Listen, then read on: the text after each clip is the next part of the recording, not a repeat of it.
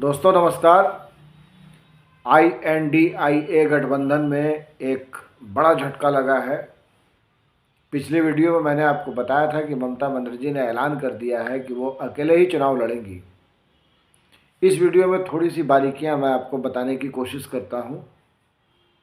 ममता बनर्जी को एकाएक ये फैसला करने की क्या ज़रूरत पड़ी? सब कुछ ठीक चल रहा था, लेकिन दरअसल जो पॉलिटिक्स को जानने वाले हैं उनको पता था कि इंडिया में जो भी गठबंधन दल के सहयोगी हैं, किसी से किसी की बातचीत नहीं हो रही थी, कोई कन्वर्सेशन नहीं था। इवन कि जेडीयू और आरजेडी, लालू और नीतीश, ये भी इंडिया गठबंधन को लेकर के बातचीत नहीं करते हैं। ये बिहार को कैसे बढ़िया किया जाए इसके लिए बातचीत कर रहे थे। ममता बनर्जी के साथ भी वही था। ममता बनर्जी अरविंद केजरीवाल के बीच में एक आध बार बातचीत हुई, उसके बाद कोई बातचीत नहीं हुई। तो अब कुल मिलाकर के मामला ये है कि कांग्रेस को बड़ा झटका लगा है। विवाद का जो कारण है और इस तरह का जो फैसला ममता बनर्जी ने आज किया है, उसके पीछे का एक कारण सबसे इम्पोर्टेंट ये है, वो है सीट शेयरिंग। ममता बनर्जी कह रही थी कि 2 सीट ले लीजिए, बाकी जगह पर हम फाइट करेंगे। कांग्रेस अड़ी रही कि नहीं, हमको कम से कम 12 सीट चाहिए। अब ये हर किसी को पता है कि वेस्ट बंगाल में कांग्रेस की क्या स्थिति है। तृणमूल कांग्रेस ने कांग्रेस को, आरएसवीपी को और लेफ्ट को जमींदोज कर दिया। हकीकत यह है कि बीजेपी से मुकाबला करने के लिए सिर्फ और सिर्फ तृणमूल कांग्रेस ही है। इस बात को कांग्रेस के जो बड़े पदों पर बैठे हुए लोग हैं वो स्वीकार करने को तैयार नहीं थे। उनको ग्राउंड रियलिटी की जानकारी नहीं है। और ये वो लोग हैं जो राहुल कोटरी के इर्द गिर्द शामिल रहते हैं। इन्होंने ही लोगों को बरगलाया।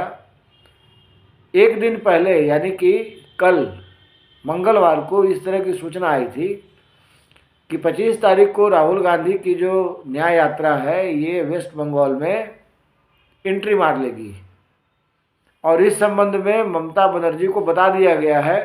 ये भी बताया गया कि ज़्यादा संभावना है कि ममता बनर्जी उस यात्रा में शामिल होंगी, राहुल गांधी का वेलकम करेंगी।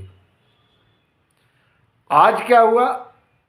आज ममता बनर्जी ने साफ साफ कहा कि 25 तारीख को राहुल गांधी की यात्रा वेस्ट बंगाल में आ रही है, लेकिन इन लोगों ने मुझे प्रॉपर इन्फॉर्म करना तक उचित नहीं समझा। कहने का मतलब क्या है?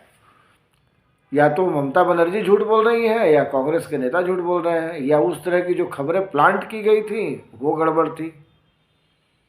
तो कुल मिलाकर के जो इंडिया गठबंधन है उसमें लगातार सेंध पर सेंध पड़ती जा रही है।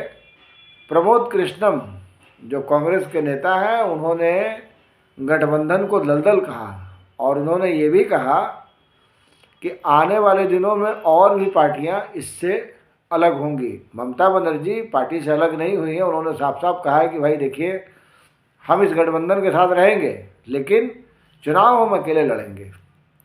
तो ये जो हिसाब किताब है, ये हिसाब किताब कांग्रेस के लिए ठीक नहीं है। आने वाले दिनों में कांग्रेस अगर इससे कोई लेसन नहीं लेती है तो यकीन मानिए इस महीने के आखिरी तक या फरवरी के पहले पखवाड़े में इंडिया गठबंधन नाम की कोई चीज़ रहेगी या नहीं रहेगी, ये समझना पड़ेगा, ये देखना पड़ेगा।